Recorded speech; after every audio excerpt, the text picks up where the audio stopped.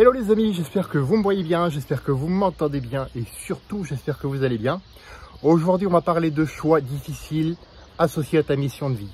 Oui, pour accomplir ta mission de vie, tu auras tout au long de ton existence des choix difficiles à faire. Parfois même ça fera un ménage tonitruant. C'est un petit peu ce qui s'est passé pour moi hier. Si tu veux, je peux te raconter ça en privé, mais c'est pas l'objet de cette vidéo. Mais en fait, c'est le prix à payer. C'est vraiment le prix à payer pour ne pas avoir de regrets, pour le plus tard possible, bien entendu, partir serein avec des souvenirs, plutôt que juste des rêves inachevés. Et ça, quand on entend ça la première fois, quand on te dit ça, oui, la première fois, tu te dis, ouais, attends, oui, ça on le sait, ça c'est évident. Mais concrètement, ça donne quoi, Eric? C'est bien joli ce que tu dis, mais concrètement, quels sont ces choix difficiles? En termes de quoi? Eh bien, en termes de temps, premièrement. Et je dirais même plus, pas en termes seulement de temps, mais de priorité. De quoi est faite ta vie en termes de priorité? De quoi est faite ta vie en termes de priorité? Comment tu vas consacrer plus de temps à ces priorités qu'à des loisirs, par exemple? Comment tu vas consacrer plus de temps aux choses qui sont vraiment importantes pour toi, mais vraiment. Et là, j'insiste bien là-dessus. Pourquoi?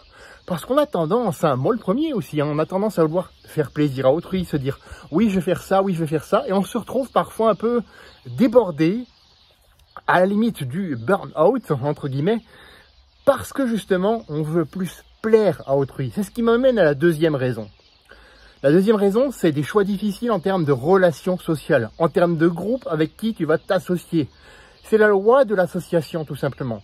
Tu es la moyenne des 5 personnes avec qui tu passes le plus clair de ton temps et avec qui tu échanges le plus souvent. Donc, choisis bien ces personnes. Ces personnes doivent t'inspirer. Elles ne doivent pas t'intimider ou faire en sorte que tu te sens déprimé après avoir parlé avec elles. Elles doivent, franchement, t'apporter quelque chose et tu dois leur apporter quelque chose bien évidemment également.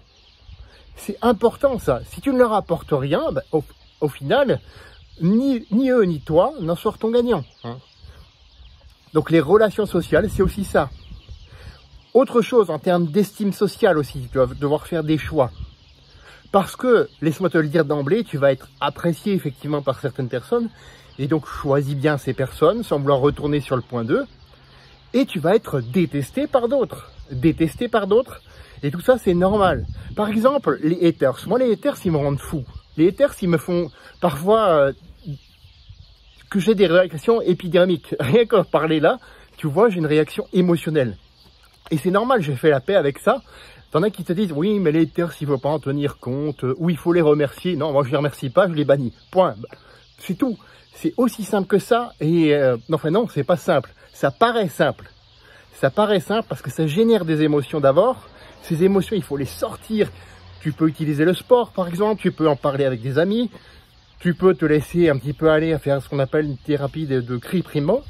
Ça existe aussi. Donc, il y a plein de solutions, effectivement. Mais bannis-les. Bannis-les. Ne les laisse pas entrer dans ta vie. Parce que si tu choisis, si tu tolères que des personnes te disent comment tu dois te lever le matin, comment tu dois vivre, te plains pas après que ta vie ne te ressemble pas.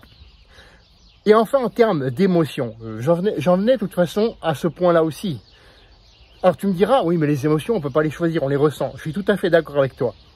Mais encore une fois, on peut choisir comment tu vas les utiliser, comment tu vas les extérioriser, comment tu vas en faire quelque chose de valeur pour les autres et de valeur pour toi aussi. Donc voilà, si ta mission de vie, c'est de faire de ta vie une aventure mémorable qui te ressemble à personne d'autre, sache que tu le mérites. Et donc, fais-le, fais ces choix difficiles pour toi. On se retrouve la semaine prochaine pour une autre vidéo. À bientôt.